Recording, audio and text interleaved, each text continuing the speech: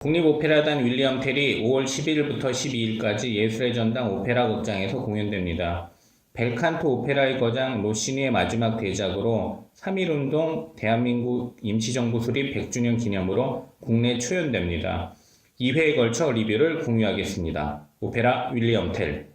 공연 읽어주는 기자 천사옥입니다. 난 왜 정화하지 못했나? 상처받지 마라. 취향일 뿐이다. 심리학 책 2권의 저자이고 전자신문 계열사 전자신문 엔터테인먼트 문화예술 담당 기자입니다.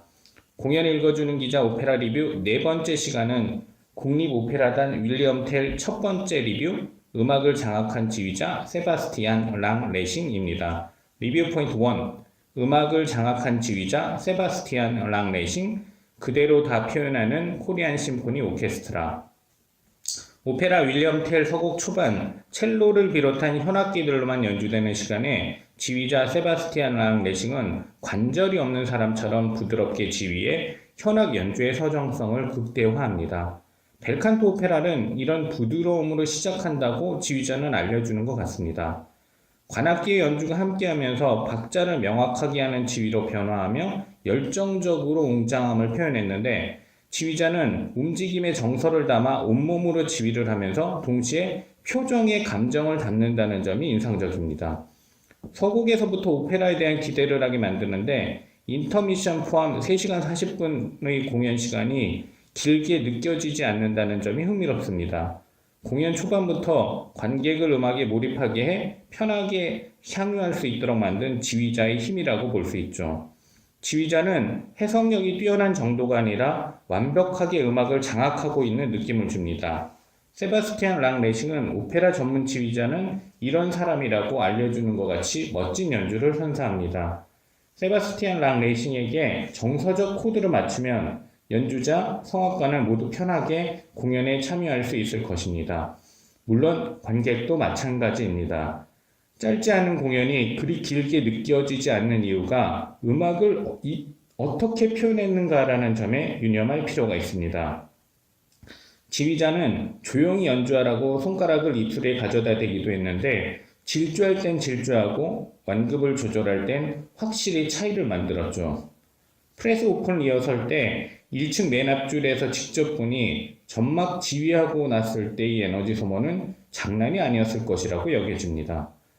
오페라 윌리엄 텔을 관람하면 코리안 심포니 오케스트라가 정말 이름값을 한다는 것을 느낄 수 있는데 코심의 관악기 연주자들은 오케스트라 피트의 한 단 밑에서 연주를 했습니다. 오케스트라 피트의 넓이가 충분하지 않아서였을 수도 있는데 오히려 악기 소리의 균형이라는 측면에서 더 좋은 선택이라고 여겨집니다. 리뷰 포인트 2. 한국적 혹은 현대적으로 변한 무대 윌리엄 텔이 가진 고유의 정서를 살리고 있다는 점에 주목할 필요가 있다. 국립오페라단의 윌리엄 텔은 무대 변화를 줬는데 관객은 우리나라 현대사를 대입해 해석할 수도 있고 그냥 현대적인 표현을 했다고 볼 수도 있습니다. 예술적 다양성을 담아 관객이 각자 다양한 해석을 가능하게 만든 것은 작품 본연의 기본 정서를 해치지 않고 살아있게 만들었기 때문입니다. 현실과는 동떨어지게 예술적으로만 표현하려고 하지도 않았고 과도하게 감정이입해야만 제대로 느낄 수 있게 만들지도 않았다는 점을 염두에 둘 필요가 있습니다. 원작의 기본 정서와 연출의 의도를 절묘하게 이은 연출가 베라 네미로바의 균형감이라고 볼 수 있습니다. 아슬아슬하게 감정의 줄타기를 하고 있다고 느끼는 관객도 있을 것인데 음악적 표현력이 훌륭하기 때문에 불편하거나 정체될 수 있는 감정이 공연의 흐름에 따라 유연해질 수 있는 것이라고 생각됩니다. 현대적 해석, 현대적 적용을 하면서도 윌리엄 텔의 기본 정서를 저해하지 않았다는 점은 분명히 짚고 넘어갈 필요가 있죠.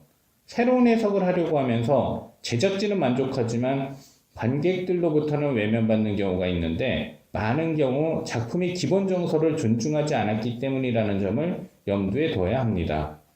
오페라 윌리엄 텔의 관객은 우리나라의 현대사의 아픔을 깊게 오버랩했다고 볼 수도 있고 스위스, 오스트리아의 이야기를 현대적으로 표현했다고 볼 수도 있습니다.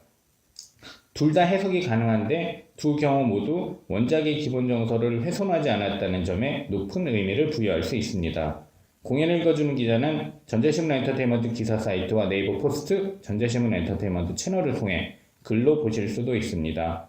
지금까지 사연 읽어주는 라디오 고정 게스트 되고 싶은 천상욱이었습니다. 여러분이 행복하고 자유롭게 사시기를 원합니다. 고맙습니다.